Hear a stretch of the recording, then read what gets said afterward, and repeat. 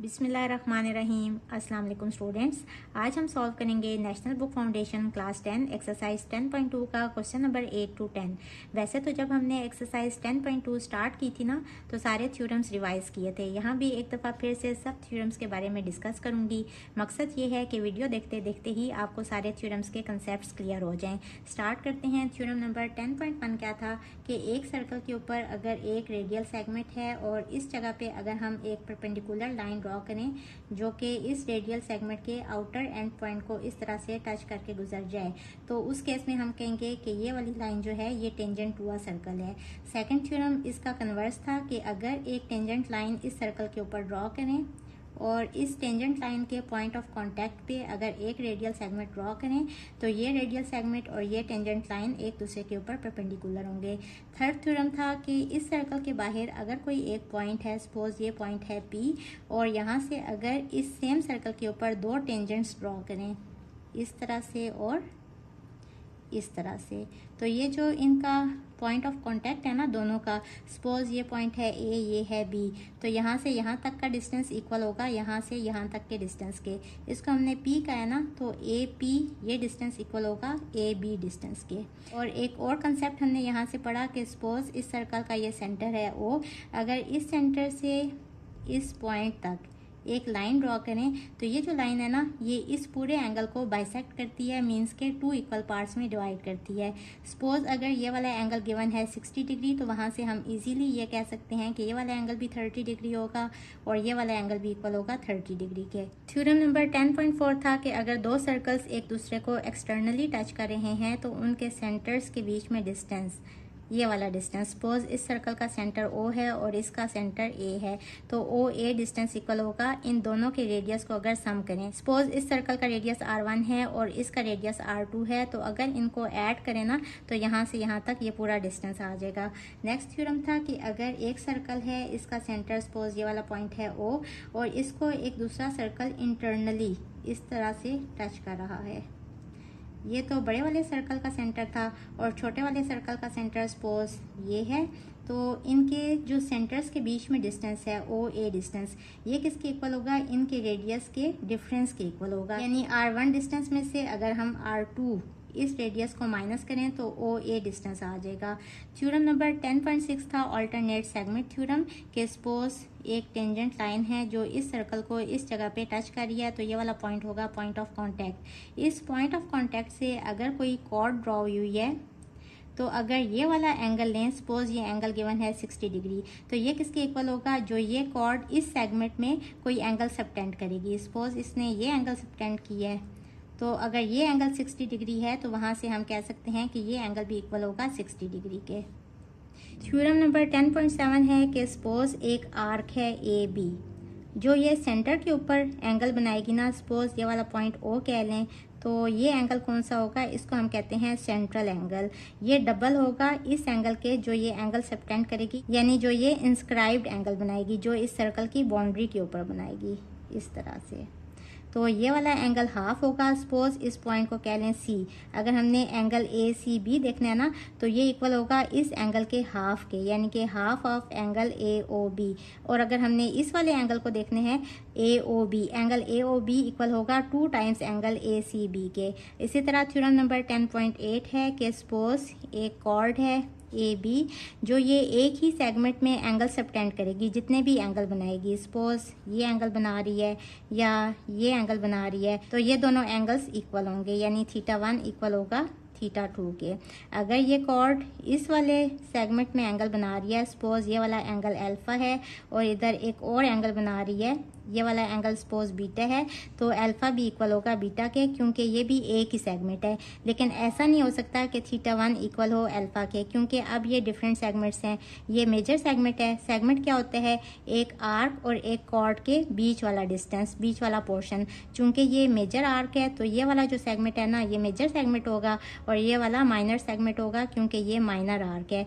तो इस सेगमेंट के बीच में जितने भी एंगल्स बनेंगे जो एक ही कॉर्ड बनाएगी वो भी इक्वल होंगे, और इस इस सेगमेंट में जो भी एंगल्स बनेंगे ना वो भी सब इक्वल होंगे। थ्योरम नंबर 10.9 है कि अगर एक सेमी सर्कल में एक कॉर्ड जो है ना वो एंगल सबटेंड करती है, तो सेमी सर्कल बेसिकली कब बनेगा, जब कॉर्ड जो है वो सेंटर से गुजरेगी। मीन्स कि वो एक डायमीटर होगा, ऐसे भी हो सकता है, ऐसे भी हो सकता है, किसी भी तरीके से जो भी लाइन सेंटर से गुजरी होती है ना वो बेसिकली इस सर्कल को 2 इक्वल पार्ट्स में डिवाइड कर देती है। तो ये भी सेमी सर्कल बन गया, ये भी सेमी सर्कल बन गया। तो बेसिकली क्या है, जब भी आप एक डायमीटर देखेंगे ना, वो जो भी एंगल यहाँ सबटेंड कर रहा होगा वो इक्वल होगा 90 डिग्री के। अब यहाँ से हमारे पास ये आ गया कि एंगल ACB इक्वल होगा 90 डिग्री के। इसी तरह ये वाला सेगमेंट भी तो सेमी सर्कल है ना, तो यहाँ भी जो भी एंगल बनेगा ना, सपोज ये वाला पॉइंट D है तो एंगल ADB ये वाला एंगल भी इक्वल होगा 90 डिग्री के।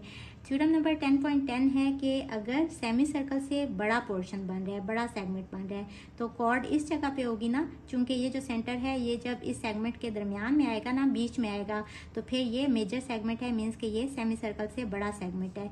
तो इस केस में ये कॉर्ड जो इस बड़े वाले सेगमेंट में जो भी एंगल सबटेंड करेगी ना वो लेस होगा 90 डिग्री के। सपोज ये वाला पॉइंट C है तो एंगल ACB ये लेस होगा 90 डिग्री के। इसको हम ये भी कह सकते हैं कि कॉर्ड AB जो यहाँ एंगल सबटेंड करेगी वो एक्यूट एंगल होगा, क्योंकि वो लेस है 90 डिग्री के। इसी तरह से कॉर्ड AB जो एंगल सबटेंड कर रही है एक ऐसे सेगमेंट में जो लेस है सेमी सर्कल से। अब देखें ये जो सेगमेंट है ना, ये पूरे का पूरा ये लेस है ना सेमी सर्कल से। सेमी सर्कल कब होता, जब ये वाली कॉर्ड इस जगह पे होती, सेंटर से गुजरी होती। अब ये वाला सेगमेंट लेस है सेमी सर्कल से, तो उस केस में ये जो कॉर्ड AB है ये यहाँ एंगल सबटेंड करती है ना, एंगल ACB ये ग्रेटर देन होगा 90 डिग्री के, और इस एंगल को हम कहते हैं कि ये ऑब्ट्यूज एंगल भी होगा। और नेक्स्ट थ्योरम जो लास्ट थ्योरम है वो क्या है कि अगर एक साइक्लिक क्वाड्रिलेटरल है, साइक्लिक क्वाड्रिलेटरल बेसिकली एक 4 कोनों वाली ऐसी शेप होती है जिसके वर्टिसेस जो है ना, कॉर्नर पॉइंट्स, ये इस सर्कल की बाउंड्री के ऊपर लाई कर रहे होते हैं। तो हम रिजल्ट क्या यूज़ करते हैं कि जो अपोजिट एंगल्स है ना वो सप्लीमेंट्री होंगे, यानी angle A plus angle C equal होगा 180 डिग्री के। इसी तरह से angle B plus angle D भी इक्वल होगा 180 डिग्री के। अब चलते हैं एक्सरसाइज नंबर 10.2 के क्वेश्चन नंबर 8 की तरफ। Question number 8 is in the adjoining figure. इस फिगर में एंगल QPR ये एंगल गिवन है equals to 60 degree. Find angle QSR हमने ये वाला पूरा एंगल फाइंड करना है। अच्छा, डायग्राम देख के ना आपने कंफ्यूज नहीं होना, क्योंकि ये बहुत इजी क्वेश्चन है। अब देखें, अगर तो हम इस वाली ट्राइंगल को देखें ना QRS को, तो ये जो है ना ये सेंटर पॉइंट नहीं है। सेंटर कौन से है, ये वाला पॉइंट।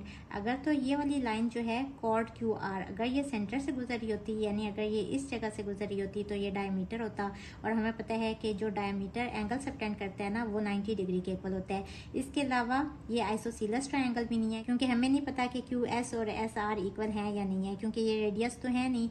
इसके अलावा हम किस तरीके से ये फाइंड करेंगे, अगर आप देखें तो PRSQ ये एक साइक्लिक क्वाड्रिलेटरल है ना, क्योंकि इसके जो कॉर्नर पॉइंट्स हैं ये सर्कल की बाउंड्री के ऊपर लाई कर रहे हैं। और हम थ्योरम पढ़ चुके हैं कि साइक्लिक क्वाड्रिलेटरल में अपोजिट एंगल्स सप्लीमेंट्री होते हैं। तो हम लिखेंगे since PRSQ is a cyclic quadrilateral so opposite angles are supplementary, यानी कि ये वाला एंगल क्या है, एंगल QPR प्लस ये वाला एंगल कौन से है, एंगल QSR जो हमने फाइंड करना है। इन दोनों का सम इक्वल होगा 180 डिग्री के। एंगल QPR की वैल्यू गिवन है 60 degree plus angle QSR equal होगा 180 डिग्री के। यहाँ से एंगल QSR आ जाएगा equals to 180 minus 60 which is equals to 120 degree. तो ये तो हमने फाइंड कर लिया angle QSR which is equals to 120 degree. ये वाला पूरा एंगल 120 डिग्री आ गया। अब हमने इसके सेकंड पार्ट में कौन सा एंगल फाइंड करना है, एंगल PRS हमने ये वाला एंगल फाइंड करना है। अब देखें, अगर तो इसका ऑपोजिट ये एंगल गिवन होता तो हम यही वाला मेथड यूज करते हुए ये वाला एंगल इजीली फाइंड कर सकते थे, लेकिन अब ये वाला एंगल गिवन नहीं है। लेकिन अगर आप देखें तो PS ये एक कॉर्ड है, एक ऐसी कॉर्ड है जो इस सर्कल को ना 2 इक्वल पार्ट्स में डिवाइड कर रही है। मीन्स कि ये वाला पोर्शन सेमी सर्कल होगा, और हमें पता है कि PS कॉर्ड जो है ना ये सेमी सर्कल में जो भी एंगल बनाएगी ना वो इक्वल होते हैं 90 डिग्री के। तो देखें, अगर तो आप सिर्फ इस वाली लाइन को देखें ना, इस वाली और इस वाली लाइन को इग्नोर करें, तो ये डायमीटर है जो कि यहाँ एंगल सबटेंड कर रहा है। देखें इसके एंड पॉइंट्स यहाँ कॉर्नर बना रहे हैं, तो ये इक्वल होगा 90 डिग्री के। आप लिखेंगे since PS is a diameter, so angle subtended by diameter PS in a semicircle is a right angle. Means के angle PRS इक्वल होगा 90 डिग्री के। इसका थर्ड पार्ट है, हमने फाइंड करना है एंगल PQS। PQS ये वाला एंगल हमने फाइंड करना है। ये वाला एंगल हम फाइंड कर चुके हैं 90 डिग्री। आप ये वाला मेथड भी यूज़ कर सकते हैं कि सिंस PRSQ ये एक साइक्लिक क्वाड्रिलेटरल है तो अपोजिट एंगल सप्लीमेंट्री होंगे, यानी कि angle PQS plus this angle 90 degree equal होगा 180 डिग्री के। वहाँ से ये वाला एंगल भी इक्वल आ जाएगा 90 डिग्री के इक्वल, क्योंकि हमें पता है कि 90 प्लस 90 इक्वल होते हैं 180 डिग्री के। और ये सॉल्व करने का ये वाला तरीका भी है। इस तरह से भी आप लिख सकते हैं कि देखें PS जो है ना ये डायमीटर है, तो यहाँ भी ये जो पोर्शन बन रहा है ना ये सेगमेंट, ये एक सेमी सर्कल है। इस कॉर्ड के कॉर्नर पॉइंट्स मिलके जो यहाँ इस सर्कल की बाउंड्री के ऊपर एंगल सबटेंड करेंगे वो इक्वल होगा 90 डिग्री के। तो आप यहाँ भी लिखेंगे कि since PS is a diameter so angle subtended by the diameter in a semi circle is a right angle. Means के एंगल PQS ये भी राइट एंगल होगा, ये वाला एंगल भी इक्वल होगा 90 डिग्री के। हमने फाइंड करना है एंगल QTR ये वाला एंगल हमने फाइंड करना है। अब देखें ये भी हम थ्योरम पढ़ चुके हैं कि देखें ये कॉर्ड है QR और ये एक सेगमेंट है। इस सेगमेंट के बीच में ना ये दो एंगल सबटेंड कर रही है इस सर्कल की बाउंड्री के ऊपर। एक एंगल है QPR और एक एंगल है QTR। चूंकि हम पढ़ चुके हैं कि एक ही सेगमेंट में एक ही कॉर्ड जो एंगल सबटेंड करती है वो सब इक्वल होते हैं। ये वाला एंगल गिवन है 60 डिग्री, तो वहां से ये वाला एंगल भी आ जाएगा इक्वल्स टू 60 डिग्री। आप लिखेंगे since angle QPR and angle QTR ये वाला एंगल और ये वाला angle are the angles subtended by the same chord QR। ये दो एंगल्स हैं जो एक ही कॉर्ड QR से बन रहे हैं इन द सेम सेगमेंट, एक ही सेगमेंट के अंदर, so both are equal. Means के एंगल QPR इक्वल होगा एंगल QTR और एंगल QPR गिवन है 60 डिग्री। तो यहाँ से हमारे पास डायरेक्ट ही आ गया कि एंगल QTR जो हमने फाइंड करना है ये भी इक्वल होगा 60 डिग्री के। Last part is why angle QTR is acute angle. Angle QTR क्यों ये वाला एंगल एक्यूट एंगल है, ये भी हम थ्योरम पढ़ चुके हैं। एक थ्योरम हमने पढ़ा कि अगर एक कॉर्ड सेंटर के ऊपर से गुजर रही हो तो बेसिकली वो कॉर्ड क्या कहलाती है, वो डायमीटर होता है जो कि एक सर्कल को 2 इक्वल पार्ट्स में डिवाइड करते हैं। और हर पोर्शन क्या कहलाता है, सेमी सर्कल। जैसे कि PS ये डायमीटर है, चूंकि ये सेंटर से गुजर है तो ये वाला पोर्शन, ये वाला सेगमेंट भी सेमी सर्कल है और ये वाला सेगमेंट भी एक सेमी सर्कल है। तो ये जो कॉर्ड है ना PS, ये इन दोनों सेमी सर्कल्स के अंदर जो भी एंगल सबटेंड करेगी ना वो इक्वल होगा 90 डिग्री के। जैसे कि एंगल R भी 90 डिग्री के इक्वल होगा और एंगल Q भी 90 डिग्री के इक्वल होगा। इसके बाद हमने थ्योरम पढ़ा कि अगर सेमी सर्कल से बड़े वाला सेगमेंट हो, सेगमेंट क्या होते हैं, एक आर्क और एक कॉर्ड के बीच वाला पोर्शन, ये वाला पूरा पोर्शन एक सेगमेंट है। चूंकि इस सेगमेंट के अंदर सेंटर लाई कर रहा है तो ये जो सेगमेंट है ना ये सेमी सर्कल से बड़ा है। तो कॉर्ड बड़े वाले सेगमेंट में जो एंगल सबटेंड करती है ना वो लेस देन होते हैं 90 डिग्री के। और इसी तरह से एक कॉर्ड अगर सेमी सर्कल से छोटे वाले सेगमेंट में, जैसे कि इस सेगमेंट में एक एंगल कोई भी सबटेंड कर रही हो तो वो वाला एंगल ग्रेटर देन होते हैं 90 डिग्री के। तो हम उस थ्योरम का रेफरेंस देंगे कि since angle QTR is subtended by the chord QR, angle QTR ये एंगल जो है ये कॉर्ड बना रही है QR इन दी सेगमेंट, एक ऐसे सेगमेंट में which is greater than a semi circle, एक ऐसे सेगमेंट में जो कि सेमी सर्कल से बड़ा सेगमेंट है। इट मीन्स कि एंगल QTR ये लेस देन होगा 90 डिग्री के। और हमें पता है कि जो भी एंगल लेस देन हो 90 डिग्री के वो क्या कहलाते हैं, acute angle. So angle QTR is an acute angle. Question number 9 is in the given figure P is the centre of the circle. Given है कि ये पॉइंट P इस सर्कल का सेंटर है एंड एंगल BPD ये वाला angle given है 130 degree. Find angle BAD हमने ये वाला एंगल फाइंड करना है। अब अगर आप देखें ABCD ये साइक्लिक क्वाड्रिलेटरल है क्योंकि इसके जो वर्टिसेस है ना ये इस सर्कल की बाउंड्री के ऊपर लाई कर रहे हैं। लेकिन अगर ये वाला एंगल गिवन होता तो हम इजीली ये वाला एंगल भी फाइंड कर सकते थे। लेकिन अगर ABCD क्वाड्रिलेटरल को देखें तो इसमें कोई भी एंगल गिवन नहीं है। अब आपके जहन में एक चीज आ रही होगी कि BD, अगर आप BD इस वाली आर्क को देखें, ये वाली आर्क अगर आप इस पॉइंट को इग्नोर करें तो ये एक आर्क है, और अगर आप बी को डी से ज्वाइन करें तो ये एक कॉर्ड भी बन रही है, ये वाली कॉर्ड।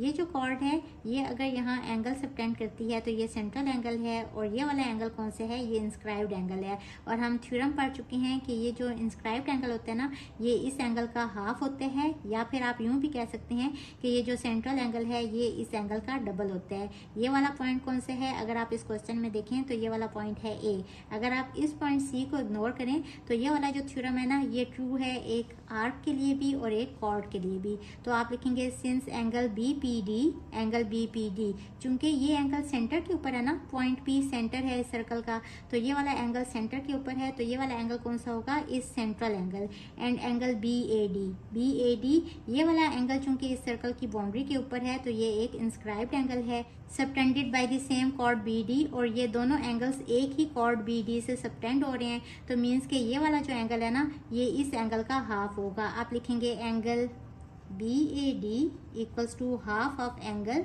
बी पी डी, और angle B P D given है 130 डिग्री, तो इसका हाफ इक्वल होगा 65 डिग्री। तो एंगल बी ए डी हमने फाइंड कर लिया इक्वल्स टू 65 डिग्री।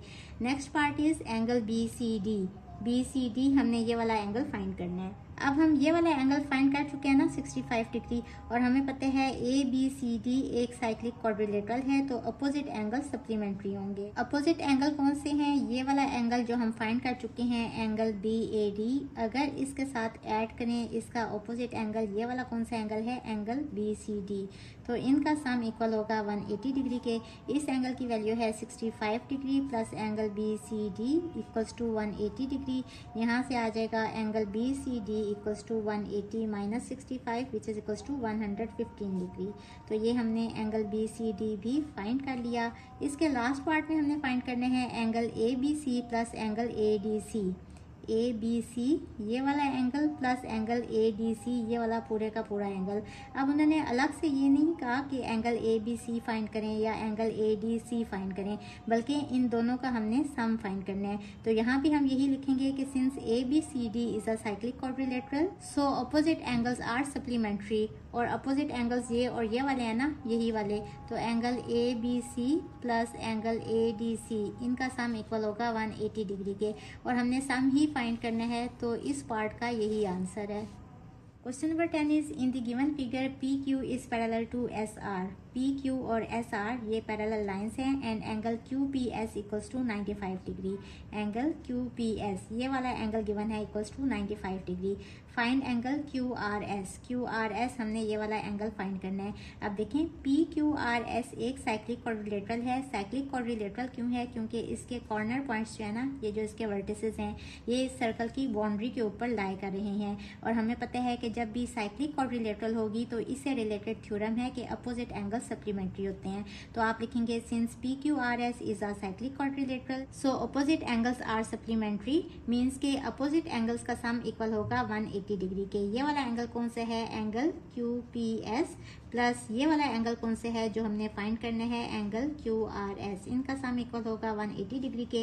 ये वाला एंगल गिवन है 95 degree plus angle Q R S equals to 180 degree. ये 95 इस साइड पे आएगा, तो angle Q R S equals to 180 minus 95 which is equals to 85। तो एंगल क्यू आर एस हमने फाइंड कर लिया इक्वल्स टू 85 डिग्री। ये वाला एंगल 85 डिग्री आ गया। नेक्स्ट है angle P Q are. P Q are हमने ये वाला एंगल फाइंड करना है। जब भी पैरेलल लाइंस की बात हो रही होती है ना, तो दो चीज़ें आपके जहन में आनी चाहिए। एक क्या है कि अगर एस आर और पी क्यू नाम यही दे लें, अगर ये दो पैरेलल लाइंस हैं और अगर एक तीसरी लाइन इनको कट कर रही है, तो ये जो लाइन कट कर रही होती है ना, इसको कहते हैं ट्रांसवर्सल लाइन। अगर ये इनको कट कर रही है तो ये वाला एंगल इस एंगल के इक्वल होगा, और बेसिकली ये उल्टा जी वाली शेप बन रही है। इन एंगल्स को क्या कहते हैं, ऑल्टरनेट एंगल्स।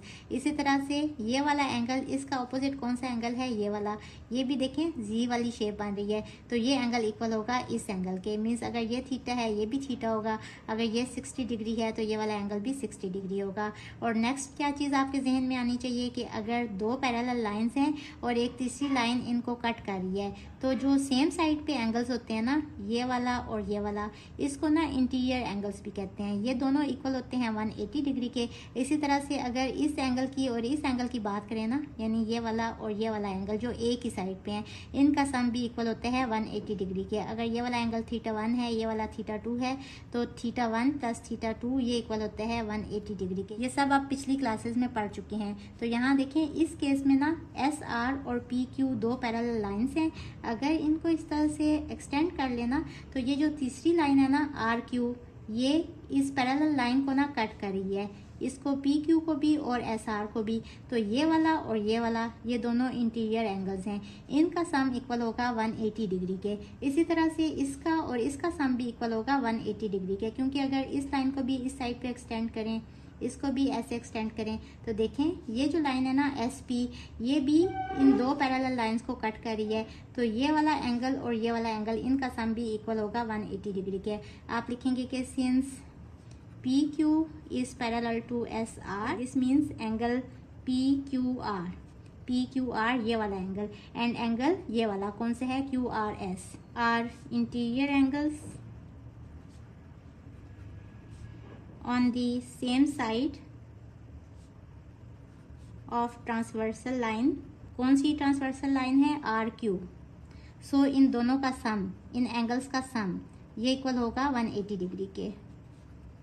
अब एंगल ये वाला हम फाइंड कर चुके हैं QRS, इसकी वैल्यू है 85 degree, plus angle PQR equal होगा 180 डिग्री के। यहाँ से आ जाएगा angle PQR equals to 180 minus 85, this is equals to 95 degree.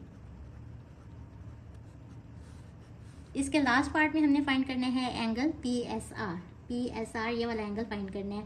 अब एक तरीका तो ये है कि हमें पता है कि सिंस PQRS एक साइक्लिक क्वाड्रिलेटरल है, तो अपोजिट एंगल सप्लीमेंट्री होंगे, यानी कि इस एंगल का प्लस इस एंगल का सम इक्वल होगा 180 डिग्री के। वहाँ से ये वाला एंगल इक्वल आ जाएगा 85 डिग्री के। या आप ये वाला मेथड भी यूज़ कर सकते हैं कि since PQ is parallel to SR, चूंकि ये दोनों लाइंस एक दूसरे के पैरेलल हैं, तो इट मीन्स एंगल PSR ये वाला एंगल प्लस ये वाला angle QPS are interior angles on the same side of transversal line. ये इंटीरियर एंगल्स हैं जो एक ही साइड पे हैं, कौन सी वाली ट्रांसवर्सल लाइन के, PS वाली ट्रांसवर्सल लाइन के एक ही साइड पे हैं। सो इनका सम इक्वल होगा 180 डिग्री के, यानी कि angle PSR plus angle QPS ये इक्वल होगा 180 डिग्री के। एंगल PSR हमने फाइंड करने हैं और एंगल QPS हम फाइंड कर चुके हैं, ये इक्वल है 95 डिग्री के, बल्कि ये तो गिवन है क्वेश्चन में। तो यहाँ से एंगल PSR इक्वल आ जाएगा 180 minus 95, this is equals to 85 degree. ये हमारा क्वेश्चन नंबर 10 भी कंप्लीट हुआ। होप स्टूडेंट्स आपको आज के लेक्चर की समझ आ गई होगी। अगर आप मेरे चैनल पर नए हैं तो मेरी वीडियोस को लाइक, सब्सक्राइब और शेयर ज़रूर कर दें। इसके साथ ही मुझे दें इजाज़त। अल्लाह हाफिज़।